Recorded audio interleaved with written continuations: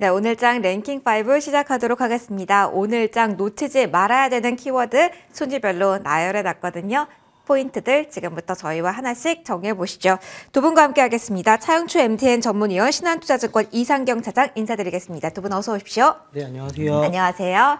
자, 오늘도 5가지에 대한 이야기 바로 시작해 보도록 하겠습니다. 가장 밑에 5위부터 열어보도록 할까요? 브레이크 없는 질주 어디까지 달릴까? 사실은 불안불안한 마음으로 매일 뚜껑을 열어보듯 시세를 확인하는데 에코프로 그룹주가 전반적으로 정말 강하고요. 사실 대표주 2차전지 내에서 우리가 이름을 줬던 종목들이 초강세가 연이어서 나타나고 싶어서 오늘 점검을 좀 받아보려고 합니다. 이상경 차장님과 먼저 이 질문 시작을 해볼게요. 사실 천정 없는, 매물대 없는 주식이 이런 건가 싶을 정도로 와 정말 강하거든요. 지금의 시장 분위기와 더불었을 때 지금 2차전지 대표주들의 강세 어떻게 봐야 됩니까?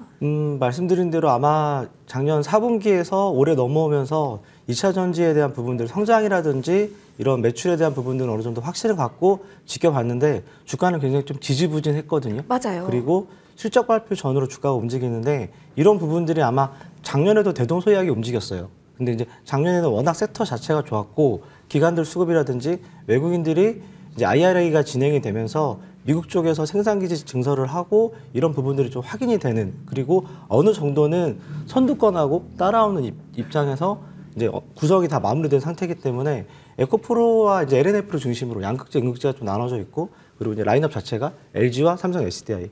그렇기 때문에 이번 실적 발표 전후로 주가가 큰 움직임이 나오고 이 반향이 나온다라고 하면 뭐 개인적인 의견으로는 비중을 좀 줄이는 부분이 좀 맞을 것 같아요.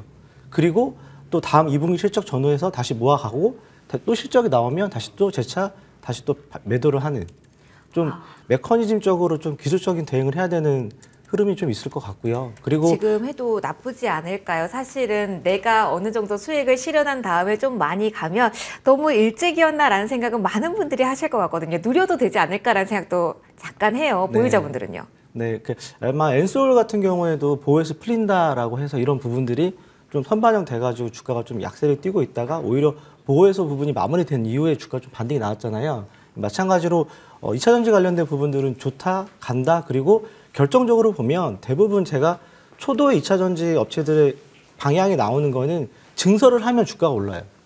스몰캡 담당했던 뭐 동생들하고 얘기를 좀 해보면 전반적으로 증설이 예정되어 있고 증설하고 나면 주가가 거기서 20~30% 이제 추가 반등이 나오는데 네네. 제가 지난번에 말씀드린 것 같은데 저는 에코프로가 굉장히 좋다라고 말씀을 드렸어요. 말씀드린 대로 증권사 출신의 회계사기 때문에 어떻게 자기가 돈을 벌어야 되는지에 대한 부분들이 정리가 된 상태이기 때문에 에코프로 BM보다는 에코프로가 앞으로 굉장히 좋아질 수 있다라고 말씀드렸던 게 기억이 나는데 맞아요. 네. 그래서 전반적으로 아마 이번 실적 발표 전후로 이런 업종들이 반등이 좀 크게 나온다라고 하면 비중 조절을 좀 해보는 이런 시점으로 좀 가져도 될 것 같아요. 그러면 사실 에코프로 BM으로부터 우리가 시작하면서 이야기를 좀 많이 했었던 게 삼성 SDI 향 종목들이었었고, 그렇기 때문에 오늘 또 하나 여쭤보고 싶은 게 오늘장에 좀 튀는, 오후장에 더 강한 종목이 포스코 케미칼입니다.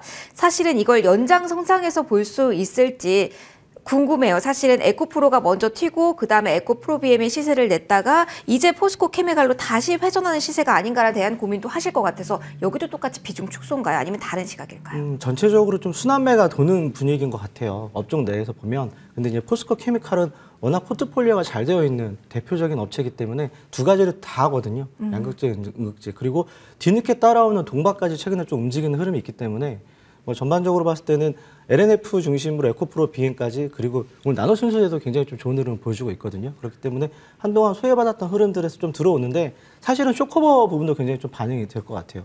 이제 어느 정도는 기다려보고 확인해보고 법안 통과에 대한 부분들까지 가져가 보자라고 했던 부분들이 오히려 주가가 좀 반등이 좀 크게 나오고 실적이 괜찮게 나오고 이제 대부분 1분기 실적이 마무리되고 나면 IR을 통해서 올해 사업 계획을 쭉 발표하거든요. 네. 그럼 이런 부분에 있어서 아까 말씀드린 대로 증설에 대한 부분들을 좀 확인할 수가 있기 때문에 오늘 같은 경우에는 말씀드린 수급과 쇼커버 부분이 같이 반영이 되는 흐름인 것 같아요. 수익을 확정하는 것도 괜찮은 전략, 그리고 증설에 대한 코멘트가 향후 나오는지 체크하고 다시 들어가 보셔도 괜찮다, 이렇게 정리를 해드릴게요.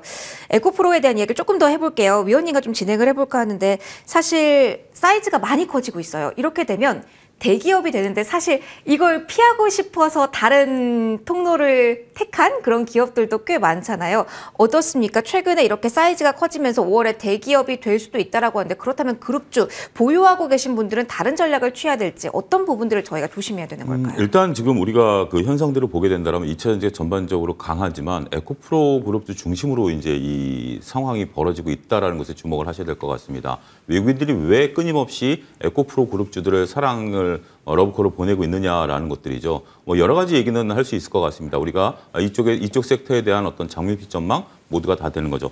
가장 안타까운 것은 포스코 그룹주들이 그 수식이 있으면서 그날 에코프로 그룹주들이 한 3~4%씩 다 빠졌어요. 그러고 나서 그 다음 날부터 올라왔기 때문에 거기에 이제 잠깐 흔들렸던 분들이 좀 안타깝다라고 말씀드릴 수가 있겠죠. 자, 역으로 한번 추적해 보겠습니다. 외국인들이 왜 에코프로 그룹주들을 사랑할까요?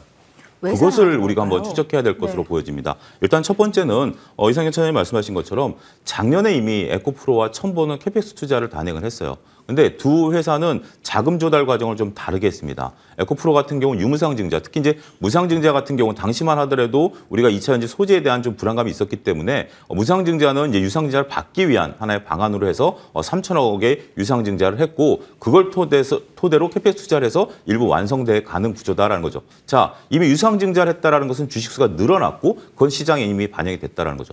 똑같이 3천억을 첨보는 CB를 발행해서 했어요. 그런데 첨보는 이제 공장을 짓고 있고 CB는 이제 잠재적인 물량이 되는 거죠.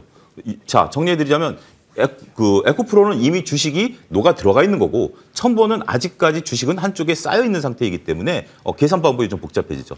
또 말씀하신 것처럼 지금 에코프로는 피할 수가 없어요. 자산이 5조가 넘었기 때문에 5월 1일 날 대기업 집단에 지정이 됩니다.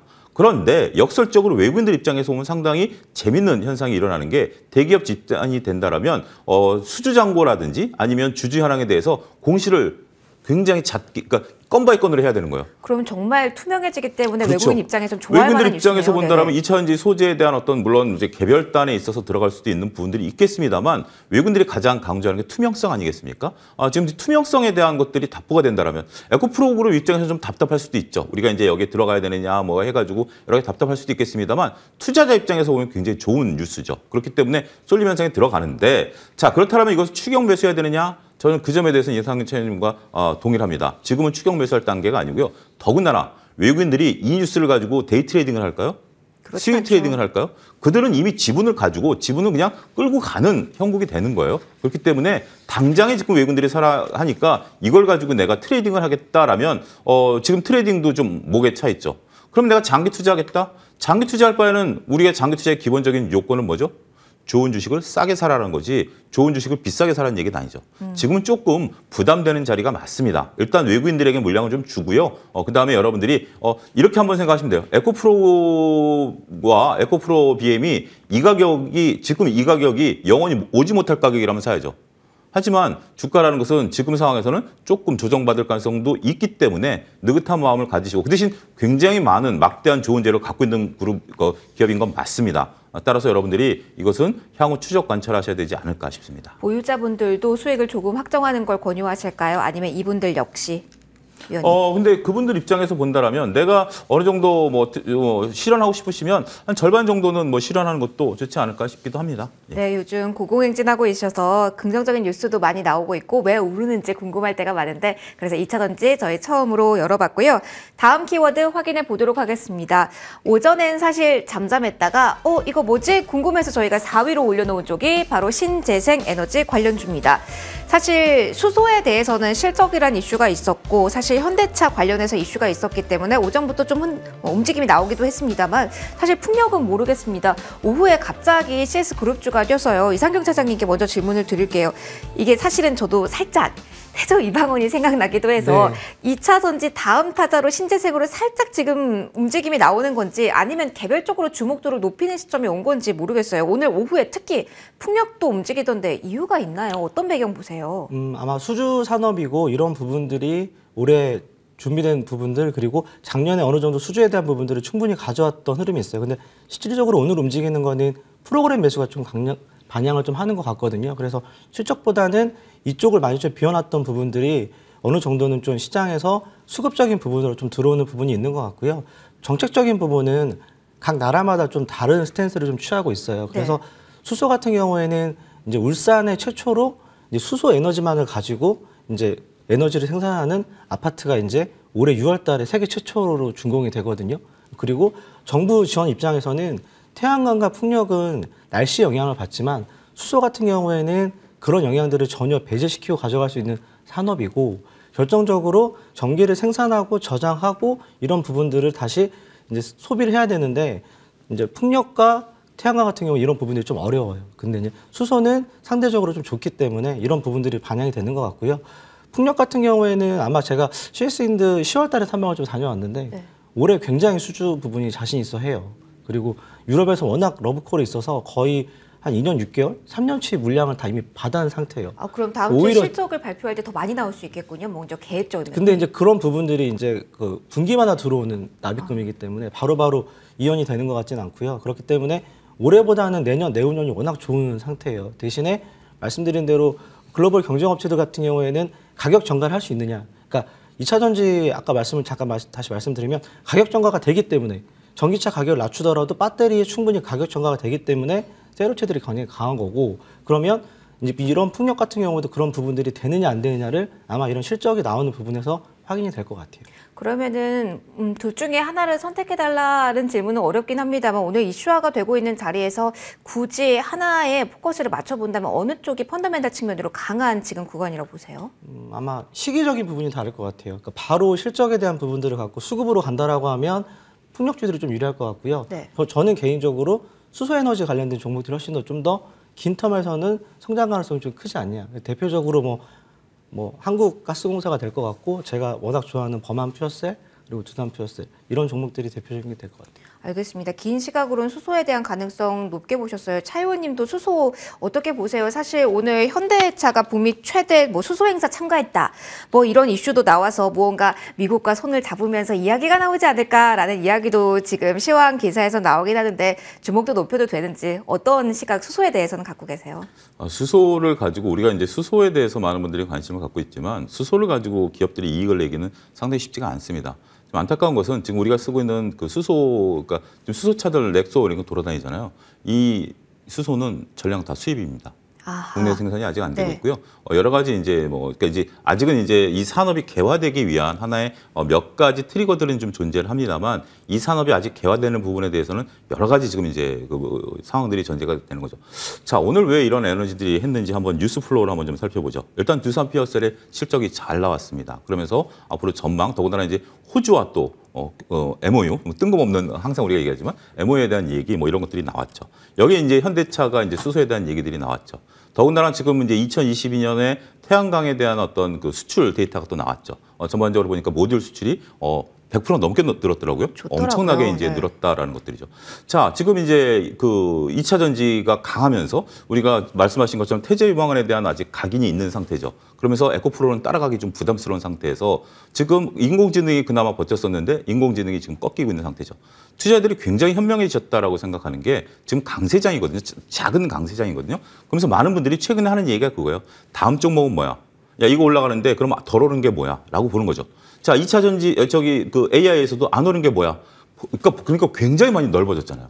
그리고 이제 2차 전지 올라가니까 에코프로 올라가니까 에코프로 중에서 안 올라간 2차 전지는 뭐야? 라는 거죠. 자, 그런 상태에서 오늘, 일단은 두산 피어셀, 수소, 태양광이 나오니까 이제 전반적으로 그럼 안 오른 신재생은 뭐야? 수소? 수소, 풍력, 그러니까 이런 뉴스들이 없었던 뉴스들이 아니잖아요. 근데 이런 것들이 지금 이제 투자들이 인식하는 단계가 된 거죠. 오늘 장의 특징은 뭐냐면 재료들이 있었던 것들이 그동안 AI의 쏠림 현상이 보였던 것들이 이제는 AI에 빠져나오면 야, 그러고 보니까 실적 좋았던 것들이 뭐지?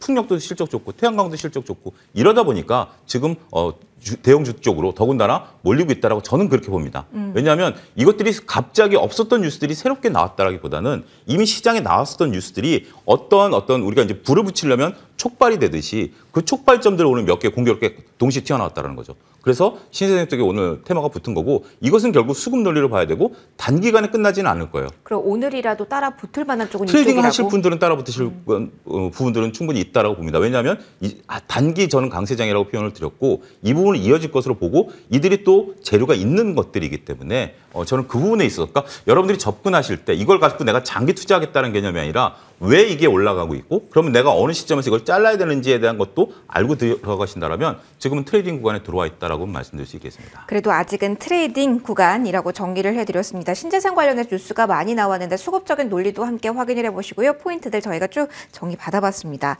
3위로 올라가서 다음 이야기로 넘어가 보겠습니다. 저희 오늘 시장 전반적으로 중국에 대한 이야기를 다시 한번 하게 되는데 역시 새로운 뉴스는 아닙니다만 부각받고 있는 건 맞는 것 같아서 딱 중간 자리에 올라와 있어요.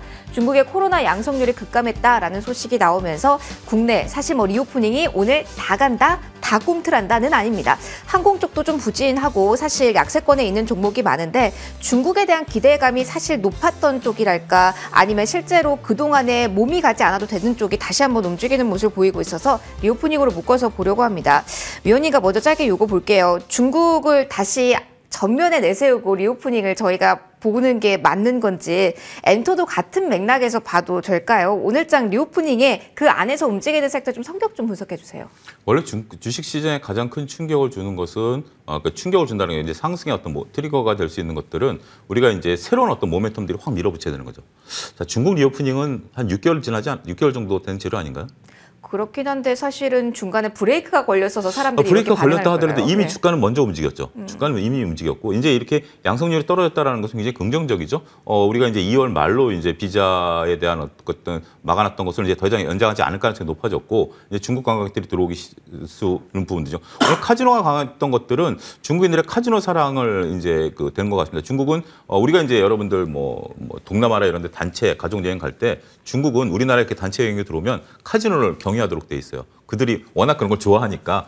그래서 이제 카지노 같은 경우 이제 반응하는 부분들이 있습니다만 그들이 들어와서 매출이 늘어나는 것은 사실이고요. 그다음에 이제 우리가 소위 얘기하는 여행 섹터들 이런 것들이 이제 흑자 전환되는 시점에 이런 것들이 플러스 알파가 되기 때문에 매우 긍정적일 것이다라고 보여지긴 합니다. 하지만 이미 리오프닝과 관련된 것은 이미 기대감보다는 실적 베이스로 전환됐다라고 보는 것들이고요. 어찌됐거나 여러 가지 부분의 트리거가 될 수 있겠죠. 지금 중국이 리오프닝을 하게 이제 양성률이 떨어지고 본격적인 기술 개발을 하게 된다라면 양면성을 갖고 있습니다. 왜냐하면 중국이 세계 원자재를 빨아들이면 다시 인플레이션이 나올 것이고 그러면 연준은 다시 세게 강할 가능성에 대한 염두도 있는 거고요. 그렇지 않고 중국에 기대서 우리가 수출하는 부분들에 있어서 감소했던 부분이 늘어날 수도 있는 부분들이기 때문에 자 정리하자면 리오프닝이 이제 본격적으로 시작이 되면 세계 경제에 미칠 영향이 크고요. 단기적으로 보면 오늘 시세를 조금 움직이는 면이 되긴 하겠습니다만 이걸 새로운 뉴스로 끌고 가기에는 부담이 된다. 이렇게 정리해드리겠습니다. 비슷한 의견 주실까요? 이상윤 사장님. 오늘 사실 카지노주의 들썩임에 사실 설레신 분들도 많으셨을 것 같아서 이 포인트 좀 정리 같이 부탁드릴게요. 아마 1월 달에 화이자 백신을 수여를 받겠다라고 중국 정부가 발표를 했고 그리고 지급 준비율 부분도 좀 완화시켜주면서 유동성에 대한 부분들을 계속적으로 뿌려주겠다 시장에. 그리고 마찬가지로 저희가 한 1년 전에 아마 그 중국 대부분의 이제 건설업체들 중심으로 PF에 대한 부분들이 굉장히 좀 우려했던 부분이 있었거든요.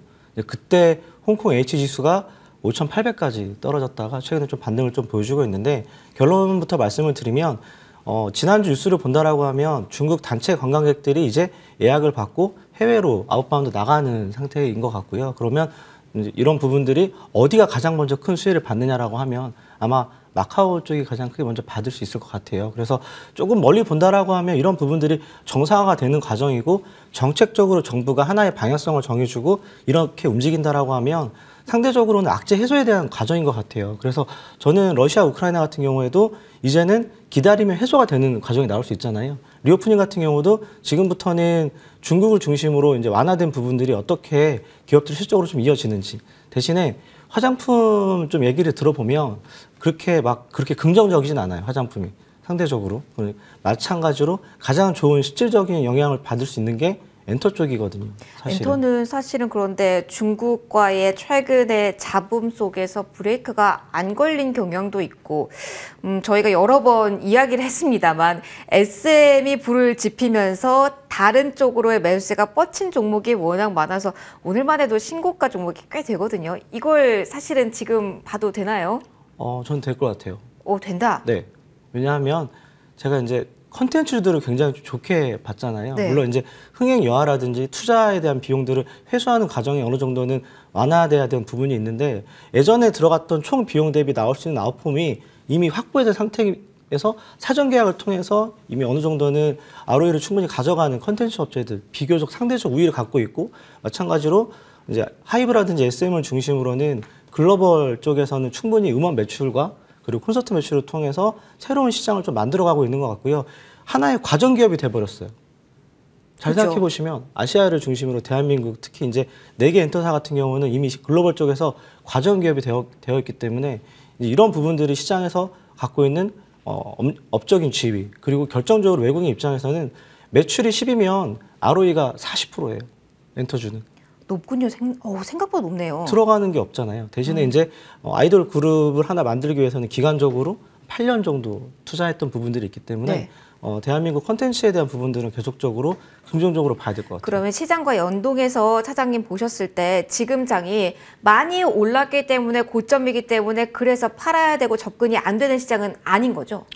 그렇죠. 왜냐하면 미국의 저스틴 비버가 향후 음원을 포기한 대가로 거의 몇 조 원을 받았잖아요. 마찬가지로 국내 같은 경우에도 지금 SM이 조금 시끄러운 부분들을 가져가고 있는데 뭐 이대주주 카카오를 중심으로 하이브 쪽하고도 지분에 대한 부분들이 좀 이슈가 되는 것 같고 마찬가지로 이런 부분들이 좀 정리가 된다라고 하면 하이브를 중심으로 뭐 국내 시장 같은 경우에는 해외 쪽 매출이 좀 이어지는 분위기고 중국 같은 경우에서도 어느 정도 완화된 부분들이 오히려 컨텐츠라든지 게임이라든지 그리고 이제 이런 음원에 관련된 부분들은 국내에 굉장히 좀 좋은 영향을 계속 줄 것 같아요. 좀 넓혀주셨는데 게임은 많이 안 올랐고 엔터는 많이 올랐고 콘텐츠는 그 중간인 것 같습니다. 그 중에 탑픽 여쭤봐도 될까요? 전 하이브요.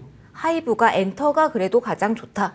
일단 캐시가 충분히 있고요. 네. 국내에서 JYP는 좀 다를 수 있어요. 근데 어차피 수직 계열화가 된 상태에서 어느 정도는 각각의 특색을 정확히 만들어가는 엔터 쪽이고 오히려 하이브 같은 경우는 충분한 자금력을 가지고 국내에서 역할론적인 부분들을 충분히 할 수 있을 것 같아서 굉장히 좋을 것 같습니다. 알겠습니다. 중국과 연관 지어서 지금 리오프닝 이야기를 쭉 해봤는데 단순히 많이 올라서 지금은 아니다가 아니라 좀 꼼꼼하게 세부적으로 체크해봐야 된다라는 의견까지 들어봤네요.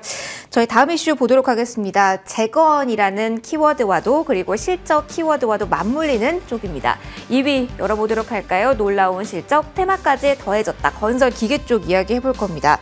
위원님과 이야기 시작을 해볼게요. 우크라이나 재건 이후에 사실 경기 민감지라서 정말 슬픈 시절 많았다가 오랜만에 나옵니다. 터키 지진 관련해서는 뭐 개인적으로는 정말 더 큰 피해 없이 잘 해결이 됐으면 좋겠다라는 마음으로 저희는 그냥 투자의 관점에 여기에만 포커스를 좀 맞춰보도록 할게요. 지금 재건이라는 키워드 터키 튀르키아죠. 죄송합니다. 이게 습관이 무섭네요. 튀르키어 쪽과 연관이 되면서 이렇게 이야기가 되고 있는데 위원님 투자 아이디어로 활용할 만한가요? 실적도 더해지긴 했는데요. 저는 이 재건에 대해서 말씀하시는 분들에 대해서 조금 좀 불편한 감정을 좀 말씀드리겠습니다. 일단 둘 다 마무리돼야 되죠. 일단 전쟁이 마무리되지 않은 상태에서 재건을 얘기한다는 것은 어불성설이고요. 튀르키예 같은 경우도 지금 일단은 구호가 끝난 다음에 어떻게 이제 이것을 리모델링, 이제 지금 이제 지진이 아직 여전히 이어되고 있으니까 이거 된 다음에 이제 계획이 나와야 재건 계획이 나오는 거죠. 이게 첫 번째고요. 두 번째는 거기서 우리나라가 건설사들이 얻을 수 있는 이익이 있을까요? 실질적으로는 뭐 우크라이나 우리나라만 그 건설 가서 우리나라만 가서 우크라이나 가서 건설하고 튀르키예 가서 건설하나요? 더군다나 우크라이나 전쟁에서는 우리나라는 지분이 없어요. 왜냐하면 많은 나라들이 군인도 보내고 무기도 보내고 하는 거고 그 재원은 EU 돈으로 하는 거거든요. 근데 우리는 단순하게 구호품 보낸 나라한테 니네들이 와서 병원을 지어줘, 학교를 지어줘 할 수 있는, 그러니까 제 상식으로는 저는 이해가 안 가요. 그렇게 얘기하는 것들이 물론 우리가 가서 노력은 하긴 하겠지만 거기서 이제 우리가 얻어올 수 있는 게 무엇이냐. 세 번째로 간다라면 이건 재건이기 때문에 막대한 이익을 구사하기 어려워요.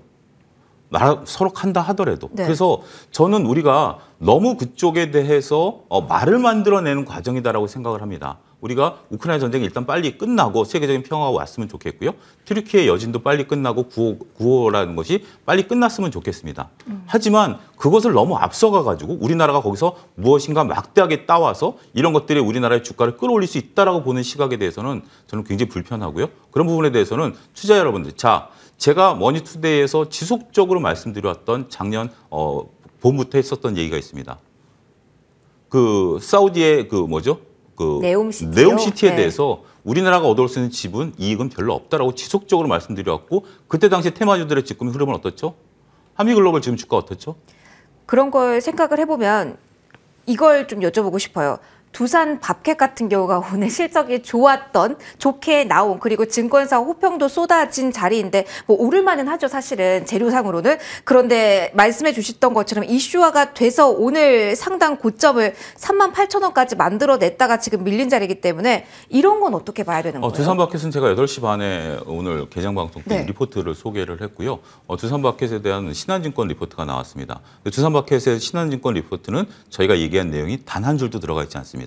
가장 중요한 것은 북미 지역에 있어서의 인프라 투자에 대한 그쪽에 대한 수주가 늘어났고 두 가지죠. 하나는 농기계 쪽 매출이 좀 늘어나고 있다는 거, 그다음에 산업용 차량에 대한 매출이 늘어나고 있다는 거, 이런 부분들을 지금 보고 있거든요. 그러니까 우리가 이제 흔히 말을 만들어내는 쪽에 대한 것들이 아니라 증권사의 애널리스트 분들은 정확히 두산마켓의 매출 구조라든지 이들이 어떻게 매출을 이끌어내느냐를 이제 봤고 그런 것들이 오늘 유일하게 리포트가 나왔다라는 거죠. 그런 것들을 결국 리포트가 나오면 어떻게 되는 거죠? 펀드 매니저들이 다 그 리포트를 보기 때문에 그런 효과가 맞물린 두산마켓이다라고 좀 말씀드릴 수가 있겠고 더군다나 그 리포트 중에 중요한 것은 피어 그룹 대비해서의 밸류입니다.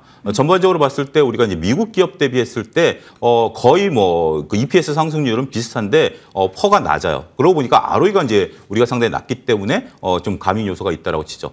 일본 기업과 비교해 보면 일본 기업은 EPS 성장률이 많이 났어요. 그리고 우리나라랑 ROE도 비슷해요. 근데 우리 퍼가 더 낮아요. 그러면 결국 피어그룹과 대비했을 때 밸류도 낮다라는 인식 이런 것들이 지금 현재 기관 투자자들 중심으로 자리매김한 게 아닌가 그렇게 말씀드릴 수가 있겠습니다. 네, 건설 기계에 대한 이야기 이쯤에서 마무리해보고요. 가장 높은 자리에 있는 이야기 해보도록 하겠습니다. 오늘 일제히 좀 떨어지는 쪽 인공지능 그리고 플랫폼 엮어서 좀 가보도록 할게요. 요 1위는 이상희 차장님과 이야기를 좀 해볼까 하는데 사실 저희가 AI가 오늘 많이 흔들려요. 네. 구글이란 이슈로. 그래서 플랫폼 쪽까지 흔들리는 건가요? 이렇게 질문을 사실 던질 예정이었습니다. 네. 그런데 지금 시세를 보시면은요. 네이버가 약보합권이에요. 0.22%. 소폭의 하락, 카카오는 뭐 다른 이슈와도 맞물렸다고 가정을 해도 많이 되돌렸죠. 2% 플러스입니다. 지금 어떻게 봐야 됩니까? 많이 보셨겠지만 시황 기사는 이 인공지능의 하락과 더불어서 플랫폼주 오늘 많이 이야기하셨을 텐데 오후장 상황이 다르네요. 해석 먼저 해주세요.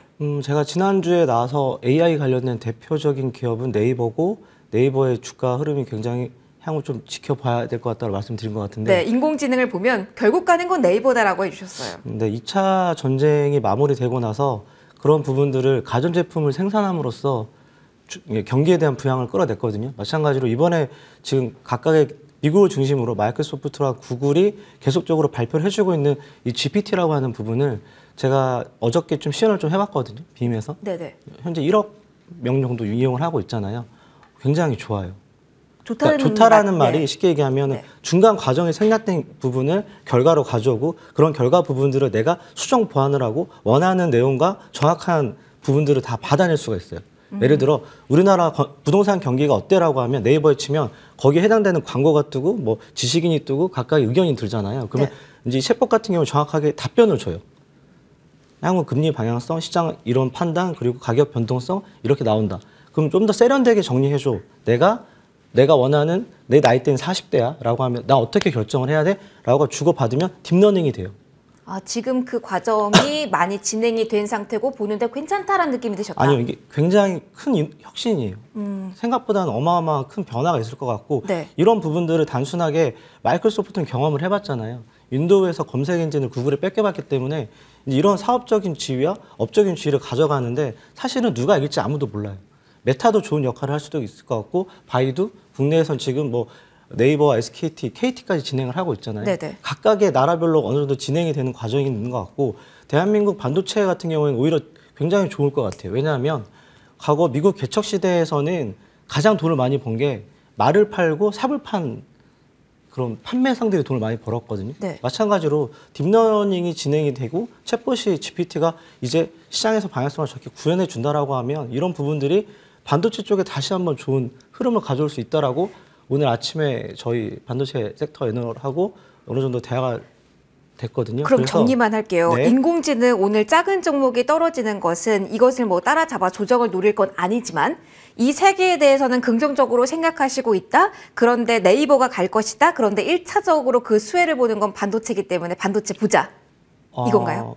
그 밑단에 있는 테마주는 정확히 모르겠습니다. 대표적으로 뭐 마인즈랩 정도라고 하는데 사실은 모든 과정의 끝은 국내 같은 경우에 네이버 정도가 역할을 할 수가 있는 거고 상대적으로 이런 GPT 부분이 영역이 확장이 되고 그럼 결과적으로는 장비가 들어가야 되잖아요. 네. 그래서 뭐 개인적으로 한미 반도체 탐방을 좀 잡고 있는데 지금 실적 발표 전후가 있어서 탐방이 안 돼요. 그렇기 때문에 장비가 어떻게 반영이 되고 이런 부분들이 국내 반도체 쪽에서 어떻게 준비가 되는지 그리고 엔비디아 최근에 주가를 본다라고 하면 굉장히 좋잖아요. 그렇죠. 그래서 상대적으로 좀 잘 준비하고 깊이 있는 스터디를 좀 해보면 어떻게 어떤 역할을 할 수 있는 기업들이 등장을 하는지 좀 얻을 수 있을 것 같아요. 알겠습니다. 아이디어 확장이 좀 필요할 것 같다라는 조언까지 들어봤고요.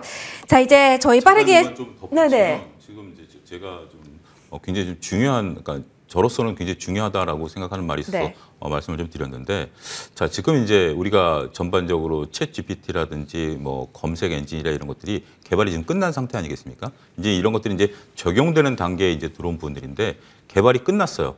끝난 상태에서 이미 그들이 스스로 개발한 거예요. 우리나라 국내 기업을 배제하고.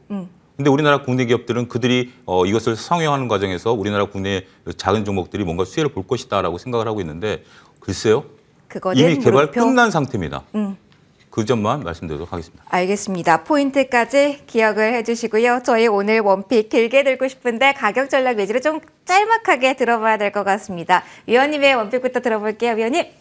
예, 오늘 저는 첨보를 좀 말씀드리도록 하겠습니다. 일단 뭐 첨보 같은 경우 앞서도 잠깐 언급드렸던 좀 사항과 맥을 좀 같이 하는데요. 일단 저는 좀 기술적 접근으로서 조금 입장을 이제 표명을 합니다. 어차피 에코프로가 살아있고 이제 이런 것들이 쏘아올린 공이다라고 좀 말씀드릴 수가 있겠고요.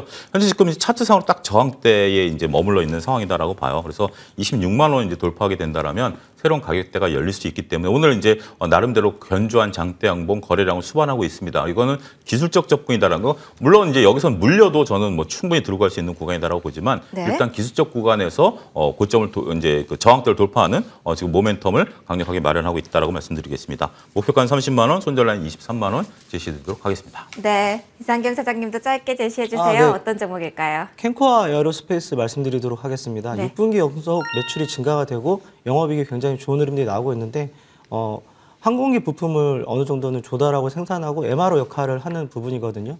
그러니까 대표회사 자체가 나사 엔지니어 출신이고 기술 특례를 가지고 상장에 대한 부분들을 요건을 맞춰서 지금 진행이 되고 있는데 상대적으로 나사에 납품하는 대한민국 항공업체는 캠코 아에로스페이스가 유일하고요. 이런 부분들이 아마 향후에도 올해 내년에 큰 성장을 좀 이끌어갈 것 같다라고 보는 흐름이 있어요. 그래서 최근에 조달한 배역 같은 경우에는 오히려 캐파 증설에 좀 쓰여진다라고 얘기가 되었기 때문에 이런 부분들이 좀 확인해 볼 필요가 있을 것 같고요.